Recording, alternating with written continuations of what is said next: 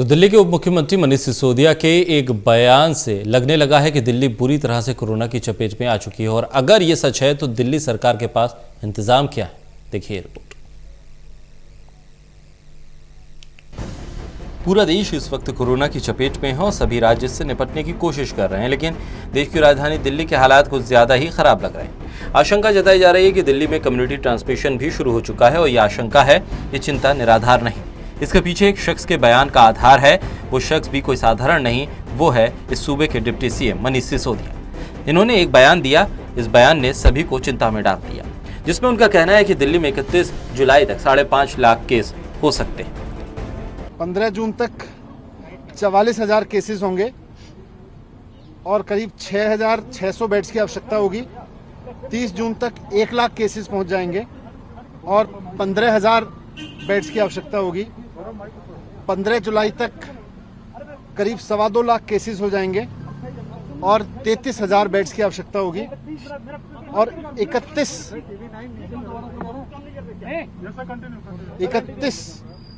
जुलाई तक करीब 5.5 लाख केस पहुंच जाएंगे दिल्ली में और उसके लिए करीब 80,000 बेड्स की आवश्यकता होगी।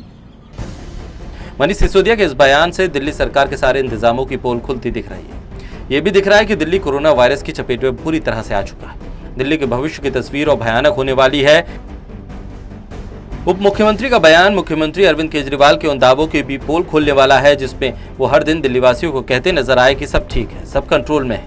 लेकिन अब लगता नहीं कि सब ठीक है, क्योंकि आए दिन सोशल मीडिया पर वीडियो वायरल हो रहे हैं जिसमें कोई अस्पताल में भर्ती न करने की शिकायत कर रहा है तो कोई बेड न मिलने की शिकायत। आज कांग्रेस की तरफ से राहुल गांधी ने एक वीडियो शेयर किया जिसमें एक पत्रकार सरकार से मदद की गुहार लगा रहा है। मेरा नाम अजय झा है, मैं एक पत्रकार हूँ। मेरे घर में सभी लोग पॉजिटिव हैं। मेरी बीवी, मेरी 2 छोटी बेटी। पिछले 10 दिनों में 2 लोगों की मौत हो चुकी है। मेरे घर में मेरी वाइफ के पिता पहले उनकी मौत हो गई और अब 2 दिन पहले मेरी मदर इन लॉ की भी डेथ हो गई इसी घर में। बहुत देर तक बॉडी यहाँ रखी रही, कोई लेने नहीं आया। एम्बुलेंस आया, वो ले नहीं गया। आपस में सब एक दूसरे के ऊपर जिम्मेदारी डाल रहे हैं। केजरीवाल और बाकी सरकार दावा कर रही है सब कुछ है, लेकिन सच्चाई है कुछ भी नहीं है। लोग बस भगवान भरोसे हैं। बहुत तकलीफ में हूँ मैं और मेरा परिवार।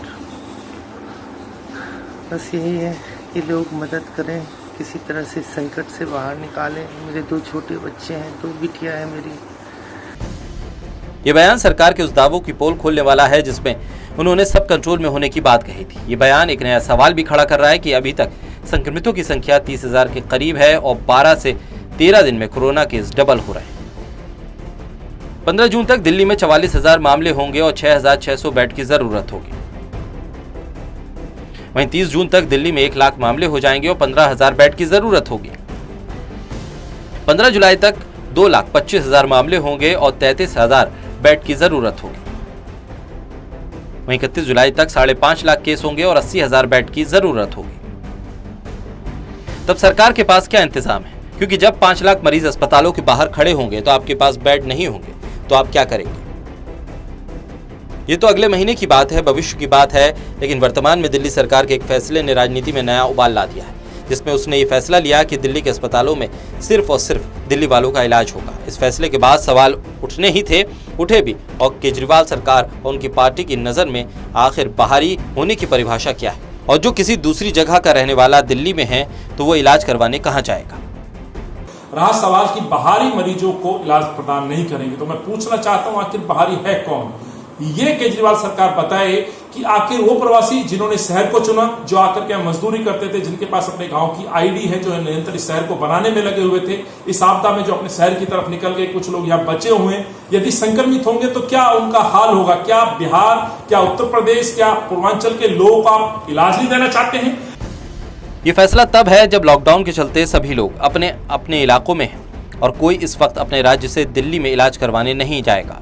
लेकिन जो दिल्ली में हैं और दूसरे राज्य के हैं वो इलाज के लिए कहाँ जाएंगे? सवाल कई हैं और जवाब फिलहाल किसी के पास नहीं दिख रहा। लेकिन दिल्ली सरकार को जवाब तो देना ही होगा कि अगर कहीं उनके डिप्टी सीएम की बात सही हो गई तो फिर तैयारी क्या है? Special desk total news.